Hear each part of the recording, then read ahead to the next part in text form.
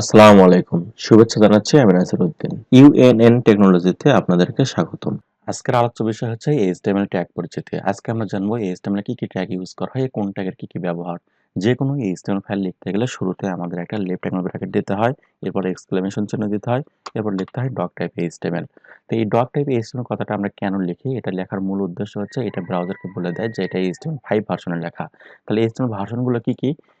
1989 সালে সর্বপ্রথম team Berners-Lee এই www এটা আবিষ্কার করেন। এরপর 1991 সালে তিনি HTML আবিষ্কার করেন। এরপর পর্যায়ক্রমে HTML অনেকগুলো ভার্সন রিলিজ হয়েছে।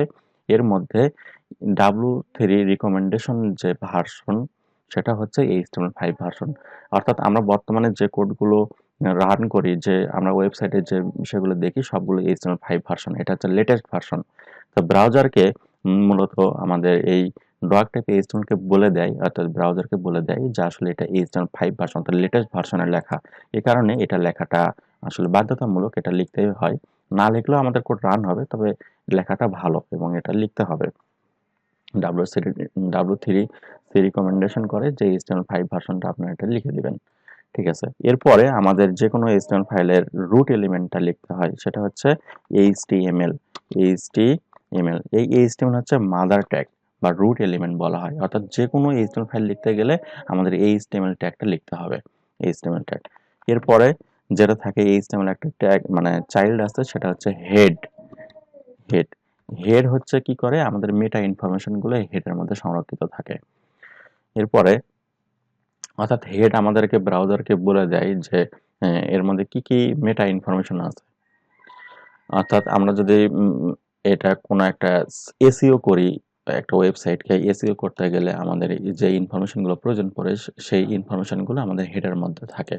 এছাড়াও হেড কি করে, বডিকে নিয়ন্ত্রণ করে। এই যে বডি কাকে নিয়ন্ত্রণ করে, বডিকে নিয়ন্ত্রণ করে। বডির ভেতরকার বিষয়গুলো যা থাকবে, কোন কন্টেন্ট শো করবে, ভিজিবল হবে কিনা বা নন ভিজিবল থাকবে কিনা, বা আরো বিস্তারিত সিএসএস এর পার্টগুলো আমাদের হেডের মধ্যে আমরা এখানে রাখতে পারি। আচ্ছা, এখন এই অবস্থায় যদি আমরা কোডটা রান করলে আমরা আউটপুটে কিছু দেখতে পাবো না। এই যে সাইডে আমি আউটপুটের ব্রাউজারটা রান করে রাখছি, এখানে কিছু দেখা যাচ্ছে না।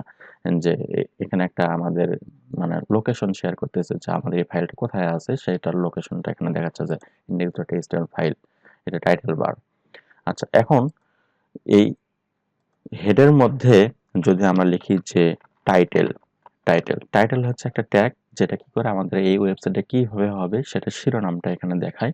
এই টাইটেলের মধ্যে আমরা শিরোনাম লিখতে পারি, যেমন দিস ইজ টাইটেল।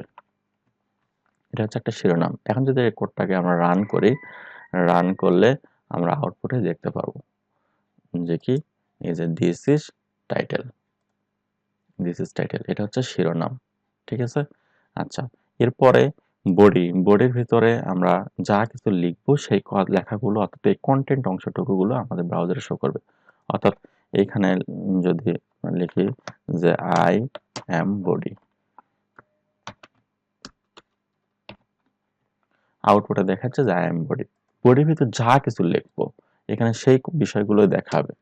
তা এইভাবে লিখলে হয়, অথবা আমরা এটাকে লিখে একটা প্যারাগ্রাফ ট্যাগের সাহায্যে লিখতে পারি যে this is paragraph. This is paragraph. এটা হচ্ছে আমাদের আউটপুট।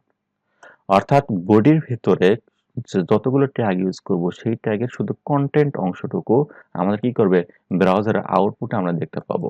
এখানে কিন্তু কোনো ট্যাগের নাম শো করতেছে না। ঠিক আছে।